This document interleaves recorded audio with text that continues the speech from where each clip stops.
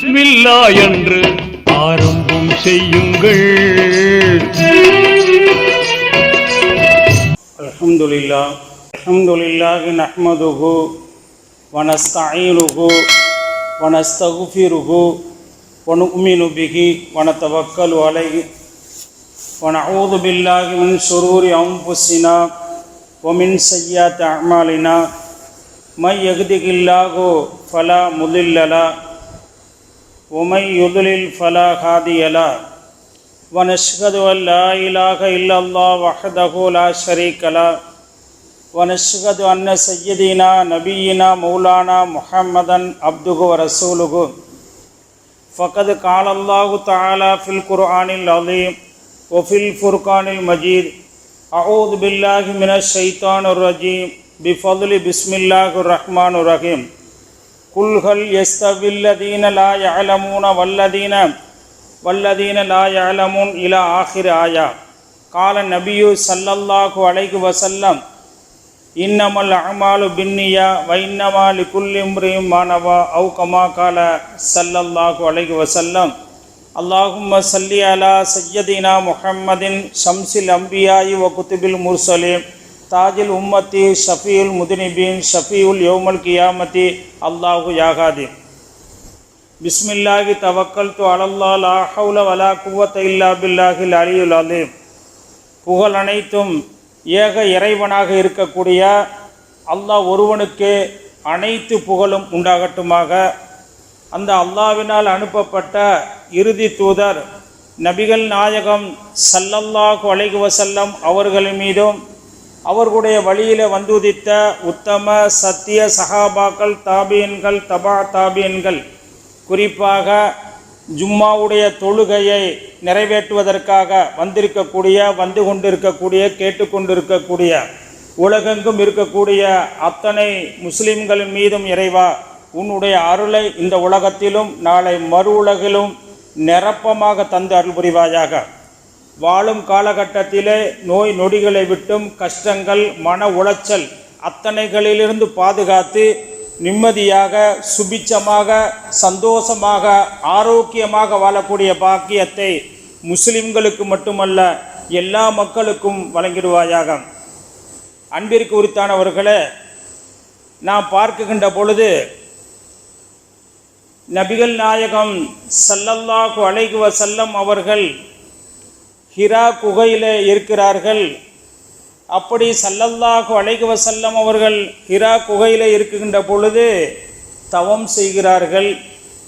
அப்படி தவம் செய்து கொண்டிருக்கக்கூடிய தருணத்தில் அவர்களுக்கு நம் சமுதாயத்தை பற்றி பல கவலைகள் மன உளைச்சல், இந்த அன்றைய காலகட்டத்தில் வாழ்ந்த அந்த மக்கள் பாவங்களை எல்லாம் அதிகம் செய்து கொண்டிருந்ததை பார்த்து பெருமானார் ஸல்லல்லாஹு அலைஹி வஸல்லம் அவர்கள் கவலைப்பட்டார்கள், மன கஷ்டப்பட்டார்கள்.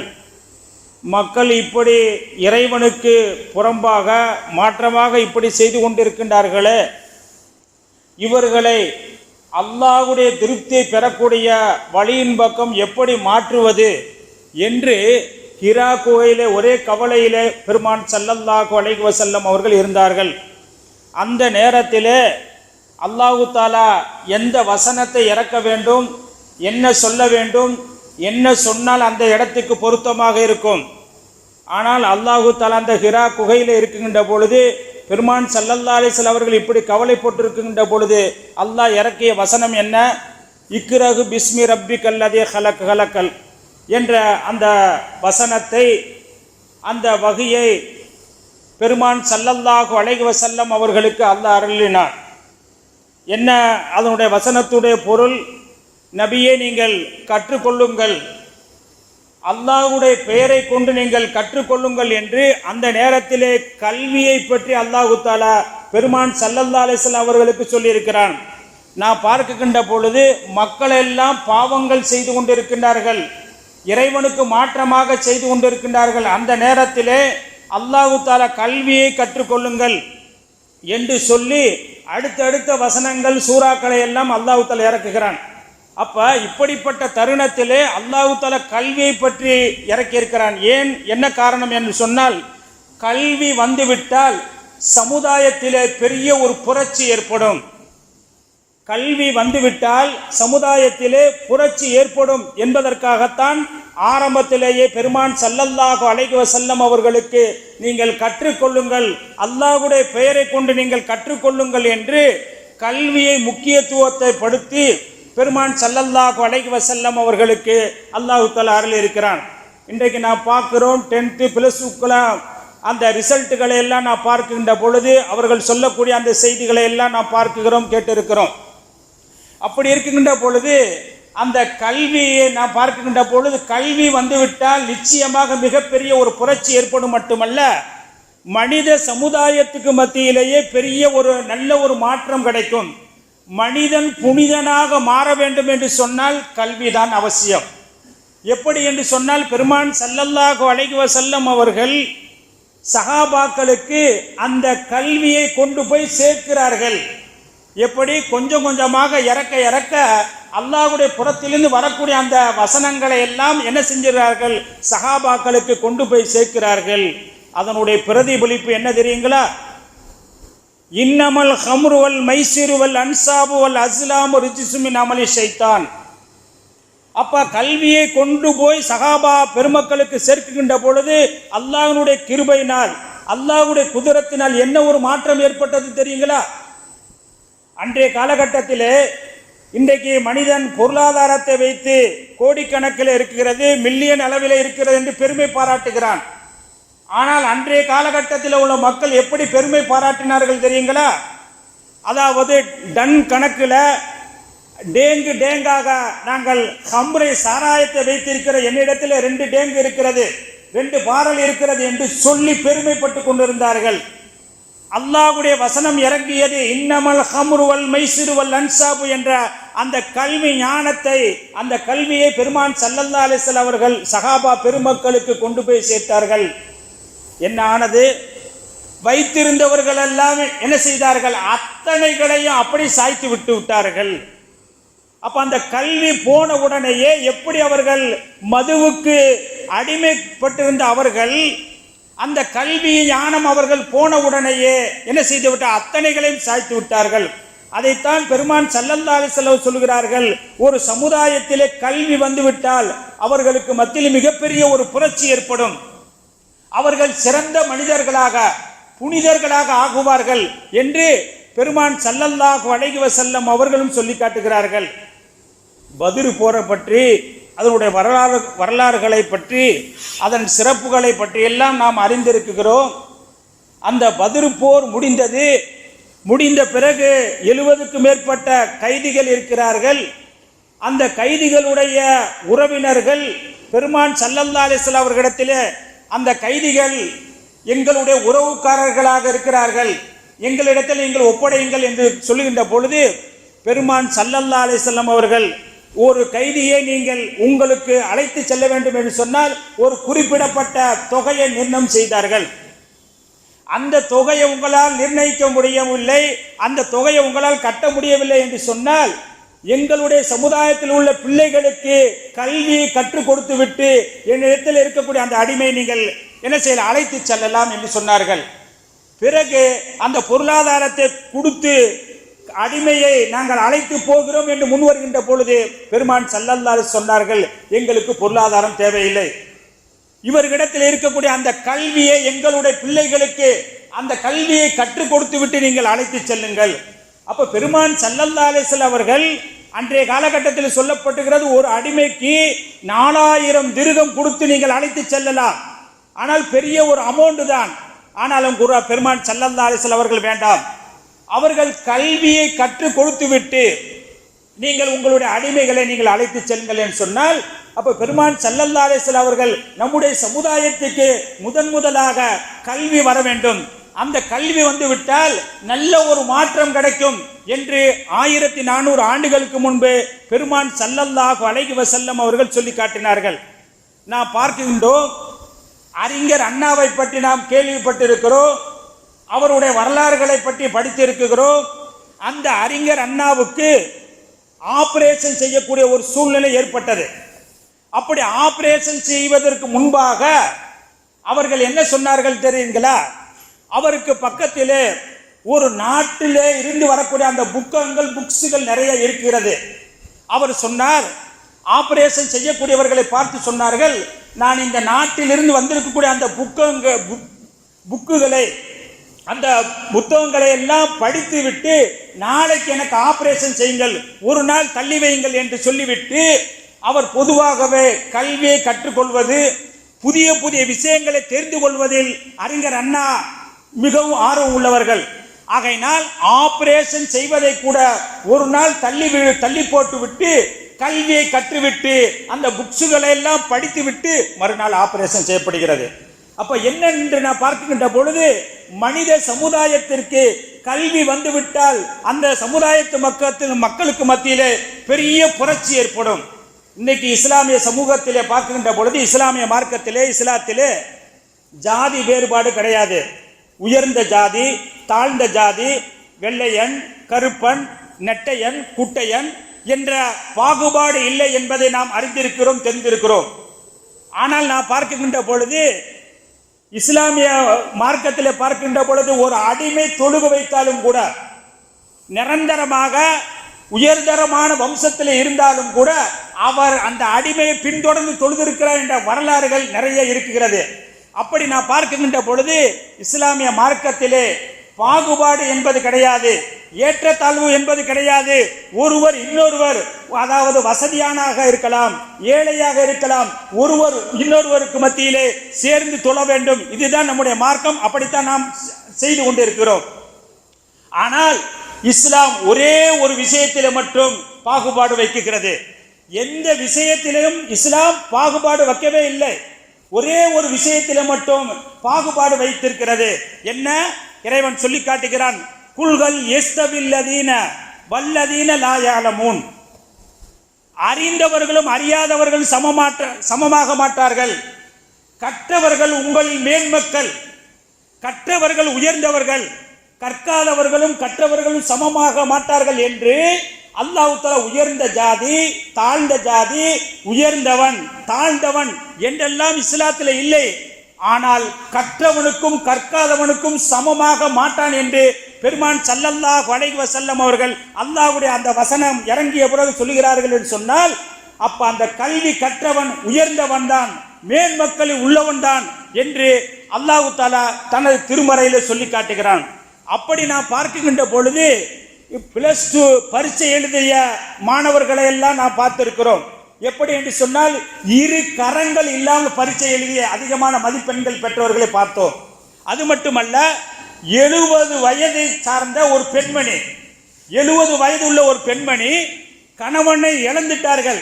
இப்பொழுது நாம் என்ன செய்வோம்? இறைவனிடத்தில் போக ஏதோ திக்ர்கள், ஏதோ அமல் செஞ்சுட்டு போலாம்னு. ஆனா அந்த பெண்மணி என்ன செய்தாங்க? 70 வயதை கடந்த அந்த பெண் +2 பரீட்சை எழுதி அதிகமான மதிப்பெண்கள் பெற்றிருக்கிறார்கள். அப்ப நாம பார்க்கின்ற பொழுது கல்விக்கு கரை கிடையாது. கல்வி என்பது பெருமான் ஸல்லல்லாஹு அலைஹி வஸல்லம் அவர்கள் சொன்னார்கள், காணா போன பொருளை போல. ஒரு பொருள் காணா போய் விட்டது என்று சொன்னால் எப்படி நாம் அதை தேடுவோமோ அதே போன்று கல்வியை மௌத்து வரைக்கும் தேடிக்கொண்டே இருக்கணும். இன்னும் சொல்கிறார்கள், செல்போன் காணா போய்விட்டால் எப்படி பதறி போய்விடுவோம்? பலர்களுடைய நம்பர்கள் இருக்கிறது, பல செய்திகள் அந்த செல்போனில் இருக்கிறது என்று பதறி போய் அங்கும் இங்கும் தேடுவோம். அதே போலதான் ஒரு மனிதன், ஒரு முஸ்லிம் கல்வியை கடைசி வரைக்கும் தேடிக்கொண்டே இருக்க வேண்டும் என்று பெருமான் ஸல்லல்லாஹு அலைஹி வஸல்லம் அவர்கள் சொல்லி காட்டுகிறார்கள் என்று சொன்னால், அந்த கல்வி இருக்கிறது, அந்த கல்விதான் மனிதனை முன்னேற்றத்திற்கும் மனிதனை சிறந்த மனிதனாகவும் ஆக்குவது கல்விதான். எப்படி என்று நான் பார்க்கின்ற பொழுது, அதாவது நாம் கல்வியிலே பார்க்கின்ற உலகத்திலேயே முதல் பல்கலைக்கழகம் என்று இருக்கிறது என்று சொன்னால், முதன்மை பல்கலைக்கழகம் என்று சொன்னால் மொரோக்காவில் இருக்கக்கூடிய அந்த பல்கலைக்கழகம் தான். அந்த பல்கலைக்கழகமும் கூட முஸ்லிம் பெண் மக்களால் தான் உருவாக்கப்பட்டது. யார்? ஃபாத்திமா என்ற பெண்மணியும் மரியம் என்ற பெண்மணியும் அவர்களுக்கு என்று சொத்து வந்தது. எப்படிங்க? அவர்களுக்கு என்று சொத்து கிடைத்தது. அவர்கள் நினைத்தார்கள், நமக்கு வந்திருக்கக்கூடிய இந்த சொத்தை உறவினர்களுக்கு, சொந்த பந்தங்களுக்கு கொடுக்கலாம். ஆனால் இந்த சொந்த பந்தங்களுக்கு கொடுக்கதை காட்டிலும் சமுதாயத்துக்காக கொடுத்தால், பலர்களும் பயனடைவார்கள் என்று அந்த 2 பெண் மக்களும் தங்களுடைய சொத்துக்களை ஒரு பல்கலைக்கழகத்துக்கு போட்டு இன்றைக்கு அந்த பல்கலைக்கழகத்திலிருந்து வரக்கூடியவர்களை பார்த்தீர்கள் என்று சொன்னால் ஆய்வாளர்களும் அறிஞர்களும் பெரும் ஆள்கள் எல்லாம் அவர்களுடைய வரலாறுகளை படித்தீர்கள் என்று சொன்னால் அந்த மொரோக்காவில் இருக்கக்கூடிய அந்த பல்கலைக்கழகத்திலே படித்தவர்களாகத்தான் இருக்கிறார்கள். அப்படி நாம் பார்க்கின்ற பொழுது வாழக்கூடிய காலகட்டத்திலே கல்விக்காக நாம் என்ன செய்ய வேண்டும்? நம்ம ஒரு ஊர் இருக்குன்னு சொன்னா அந்த ஊரிலே சில பிள்ளைகள் படிப்பதிலே ஆர்வமாக இருப்பார்கள், பொருளாதாரம் இல்லாமல் இருக்கும். அப்படி இருக்கக்கூடிய தருணத்திலே அந்த பிள்ளைகளை கண்டறிந்து ஒவ்வொரு ஊர் மக்களும் சமூக சேவையில் ஆர்வம் உள்ளவர்களும் அந்த பிள்ளைகளை கண்டறிந்து அந்த பிள்ளைகள் எதை படிக்க வேண்டும் என்று நினைக்கிறார்களோ அதற்கு நாம் உறுதுணையாக இருந்தோம் என்று சொன்னால் நிச்சயமாக அந்த பிள்ளைகளுடைய அந்த கல்வியின் மூலமாக அந்த பிள்ளைகளுடைய அந்த வளர்ச்சியின் மூலமாக ஊரு சிறப்படையும், சமுதாயம் சிறப்படையும். இன்னும் நான் பார்க்கின்ற பொழுது ஒரு அறிஞர் சொல்லுகிறார், அதாவது கல்வியின் மூலமாக உலகத்தினுடைய தலைவிதியே மாற்றக்கூடிய ஒரு சக்தியை இறைவன் கல்விக்கு வைத்திருக்கிறான் என்று ஒரு அறிஞர் சொல்லுகிறார். எப்படி என்று சொன்னால் நாம் அறிந்த செய்திதான். மலேசியாவில் ஒரு 10 வருஷத்துக்கு முன்னால் நடந்த ஒரு செய்தி. ஒரு கோயில் கட்ட வேண்டும் என்று அங்கு ஒரு சர்ச்சை கிளம்பியது. அப்பொழுது கோர்ட், அந்த மலேசியாவில் இருக்கக்கூடிய கோர்ட்டு கட்டக்கூடாது என்று சொல்லப்பட்டது. அது எந்த நாடு என்பதெல்லாம் நமக்கு நல்லா தெரியும், அது எப்படிப்பட்ட நாடு என்பதெல்லாம் வரலாறு தெரியும். பிறகு ஒரு டீ கடையில வேலை செய்யக்கூடிய அந்த தொழிலாளியுடைய மகன், எப்படி அவன் அதாவது லா படித்து, இன்டர்நேஷனல் லா படித்து அதன் மூலமாக என்ன செய்தான், அதாவது கோர்ட்டுக்கு போய் பிறகு என்ன செய்யப்பட்டது, அவன் படித்த அந்த லா, இன்டர்நேஷனல் லா படித்து வாதாடி கட்டப்பட்டது. அப்ப நாம பார்க்கின்ற பொழுது இது போன்று இஸ்லாமிய சமூகத்திலே படித்தவர்கள் மிகவும் குறைவாக இருப்பதன் காரணமாக இன்னைக்கு இஸ்லாமிய சமூகத்திலே மிகப்பெரிய ஒரு இழிவு, பெரிய ஒரு கஷ்டத்திற்கு ஆளாகி கொண்டிருக்கிறோம். எதையும் சாதிப்பது மிகவும் சிரமமாக இருக்கிறது. சில துறைகளிலே பார்க்கின்ற பொழுது மிக மிக இஸ்லாமியர்கள் மிக மிக பின்தங்கியவர்களாக இருக்கிறார்கள். இன்னும் சொல்ல போனால் 10 வருஷத்துக்கு முன்பு நாம் அறிந்த செய்திதான், ஓய்வு பெற்ற நீதிபதிகளிடத்திலே நீங்கள் அதாவது இஸ்லாமியர்களுடைய நிலைகள் எப்படி என்பதை என்ன செய்யப்பட்டது, கண்டறிய சொல்லி அவர்களுக்கு உத்தரவிடப்பட்டது. அந்த ஓய்வு பெற்ற 2 நீதிபதிகள் என்ன செய்தார்கள், அதாவது ஆய்வு செய்து பார்க்கின்ற பொழுது அதாவது இஸ்லாமியர்கள் எந்த அளவுக்கு என்று சொன்ன பின்தங்கியவர்கள், மிகவும் பின்தங்கியவர்களை காட்டிலும் பொருளாதாரத்திலும் கல்வியிலும் இஸ்லாமியர்கள் பின்தங்கி இருக்கிறார்கள் என்று சொல்லுகிறார்கள். சொன்னால் இஸ்லாமியர்கள் மிகவும் பின்தங்கி இருக்கிறார்கள். நான் பார்க்கின்ற பொழுது கல்வியிலே இன்றைய காலகட்டத்திலே எந்த கல்வியை கற்றால் சமுதாயத்துக்கு பலன், நான் நினைக்க கூடாது எனக்கு மட்டும் அதாவது பொருளாதாரம் பெருகுவதற்கு எந்த கல்வியை கற்றால் நல்லதோ என்று நான் நினைக்க கூடாது. நானும் பயனடைய வேண்டும், ஊர் மக்களும் பயனடைய வேண்டும், சமுதாயமும் பயனடைய வேண்டும். அப்படிப்பட்ட நேரத்திலே +2 படித்தவர்கள் நாம் என்ன செய்யலாம் ஏது செய்யலாம் என்று நினைத்துக் கொண்டிருக்கிறார்கள். நான் பார்க்கின்ற பொழுது எதை எடுத்தால் இந்த இஸ்லாமிய சமூகத்திற்கு வருங்காலத்திலே நம்மின் மூலமாக நன்மை கிடைக்கும், எதை எடுத்தால் இஸ்லாமிய சமூகத்திற்கு நலவு கிடைக்கும், இஸ்லாமிய சமூகத்திற்கு நாம் எப்படி வாதாடலாம், இஸ்லாமியத்திற்காக நாம் எப்படி குரல் கொடுக்கலாம், எதை எடுத்தால் என்று நாம் யோசித்து நாம் எடுக்கின்ற பொழுது நாம் நல்லா இருக்கலாம், நம்முடைய சமுதாயம் நல்லா இருக்கலாம், நம்முடைய ஊர் மக்கள் நல்லா இருக்கலாம். அதற்கு நாம் என்ன செய்யணும் சொன்னால் தெரிந்தவர்கள், சமூக சேவையில் உள்ளவர்கள், அவர்களை நாம் என்ன செய்ய வேண்டும், உற்சாகப்படுத்தி நீங்கள் படிங்கள், உங்களால் முடியவில்லை என்று சொன்னால் நாங்கள் பொருளாதாரத்திற்கு உதவி செய்கிறோம் என்று நாம் முன் வந்து அவர்களை ஊக்கப்படுத்துகிறோம் என்று சொன்னால் வருங்கால இஸ்லாமிய சமுதாயத்துக்கு மிகப்பெரிய ஒரு வெற்றி கிடைக்கும். அது மட்டுமல்ல, அதிகாரத்திலேயும் நாம் பார்க்கின்ற பொழுது சில இடங்களிலே பார்க்கின்ற பொழுது இஸ்லாமியர்கள் அதாவது காரியங்களை சாதிக்க முடியாமல் இருக்கக்கூடிய ஒரு சூழ்நிலைகளை எல்லாம் நாம் பார்க்கிறோம்.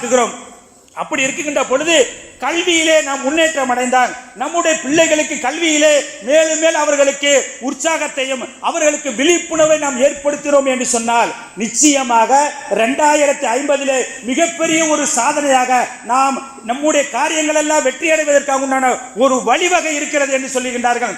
அப்படி இருக்கின்ற பொழுது நாம் கல்விக்கு முக்கியத்துவம் கொடுக்க வேண்டும். சில இடங்களில் பார்க்கின்ற பொழுது 10th படிச்சியா போதுப்பா, ஏதாச்சும் பாஸ்போர்ட்டை விசா எடுத்து வெளிநாட்டுக்கு போயிடும். இன்னும் சிலர்கள் என்ன செய்கிறார்கள், நான் பார்க்கல இந்த வியாபாரத்தை இந்த தொழிலை நீ கற்றுக்கொள். நாம் இன்றைக்கு அப்படி இருக்கக்கூடாது. அந்த பிள்ளைகளுடைய நாட்டம் எப்படி இருக்குது, பிள்ளைகளுடைய தேட்டம் எப்படி இருக்கிறது, படிப்பிலே இன்ட்ரெஸ்டா இருக்கிறார்களா, படிப்பிலே ஆர்வமாக இருக்கிறார்களா என்பதை எல்லாம் நாம் பார்த்து அந்த பிள்ளைகளுக்கு நாம் உற்சாகமாக இருந்து அவர்களுக்கு உதவியாக இருந்தோம் என்று சொன்னால் நீங்கள் நினைக்காதீர்கள், அந்த பிள்ளைகள் உங்களுக்கு மட்டுமல்ல, ஊருக்கு மட்டுமல்ல, இஸ்லாமிய சமுதாயத்திற்கும் மிகப்பெரிய ஒரு பயனுள்ளதாக வருவார்கள்.